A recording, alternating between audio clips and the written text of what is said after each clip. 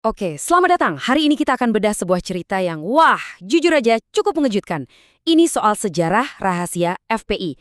Kisah yang akan kita telusuri ini datang dari satu sumber spesifik yang mengklaim kalau lahir dan bubarnya FPI itu bukan kebetulan sama sekali, tapi sebuah operasi intelijen yang sudah dirancang rapih di balik layar. Nah, buat mulai, coba deh kita lihat dua foto dari orang yang sama, Habib Rizik. Di kiri, kita lihat versi mudanya, penampilannya sekuler, pakai kemeja batik.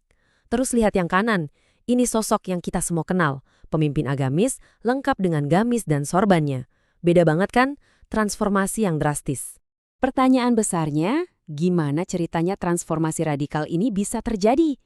Menurut sumber yang kita dalami ini, jawabannya bukan sekedar perubahan pribadi, tapi ini bagian dari sebuah operasi militer rahasia yang sengaja disembunyikan dari kita semua.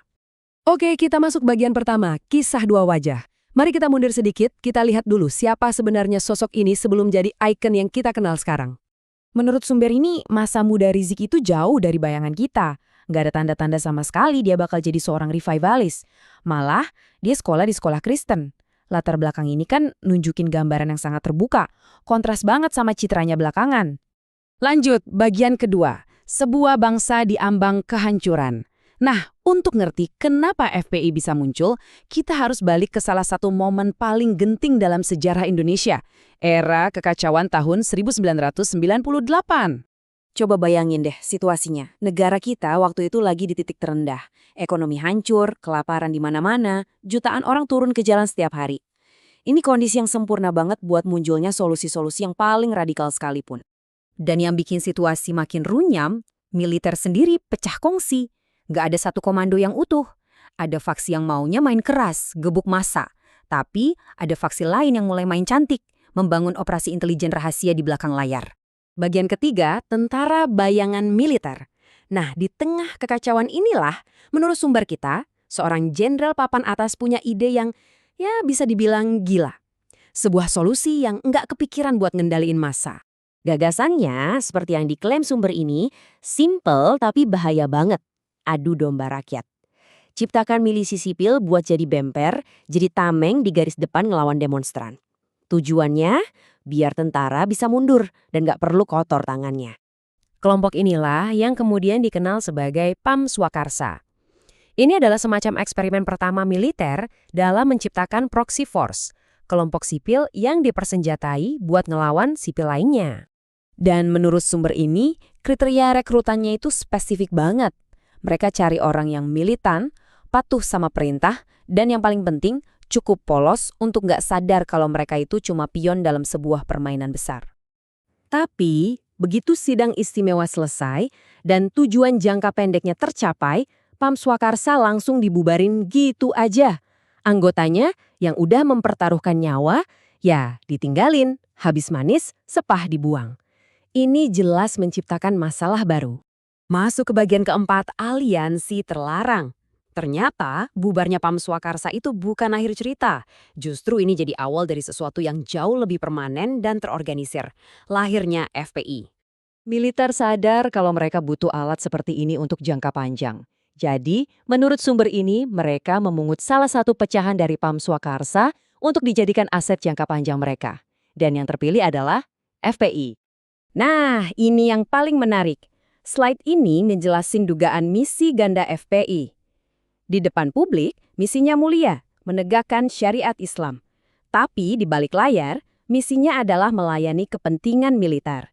Dua muka dalam satu organisasi. Contoh paling gampangnya, kita sering lihat FPI cepat banget kan sampai di lokasi bencana. Sumber ini mengklaim itu karena mereka pakai fasilitas dan logistik militer. Jadi FPI yang tampil di depan, sementara tentara tetap di belakang layar, nggak kelihatan. Lanjut ke bagian 5, dibongkar dari dalam. Terus, apa yang terjadi kalau aset ini jadi terlalu kuat dan mulai susah diatur? Nah, menurut narasi ini, para penciptanya selalu punya exit strategi. Dan momen itu akhirnya datang. Menurut sumber ini, FPI karena ngerasa di-backing, mulai tumbuh makin besar dan makin berani. Sampai-sampai mereka berani menantang ideologi negara, Pancasila. Aset ini udah berubah jadi ancaman buat tuannya sendiri. Tapi ingat, dalam permainan catur politik kayak gini, militer diklaim selalu berpikir beberapa langkah ke depan. Mereka udah siapin kartu truf, sebuah rencana cadangan yang nggak ada satu orang pun tahu, termasuk Habib Rizik sendiri. Dan inilah plot twistnya. Klaim paling inti dari sumber ini, orang-orang di lingkaran dalam Habib Riziki itu diam-diam udah disusupi agen intelijen militer sejak awal. Mereka bukan pengikut setia, tapi operator yang lagi menjalankan misi. Slide ini nunjukin strateginya yang katanya sistematis banget. Pertama, tunggu sampai FPI jadi ancaman. Kedua, bongkar aib dan bocorkan skandal.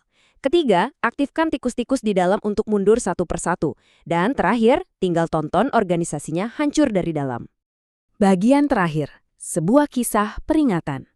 Jadi, setelah semua intrik ini, apa pelajaran yang bisa kita ambil dari cerita yang luar biasa ini? Menurut narasi ini, setelah misi pembongkaran beres, para agennya dapat imbalan.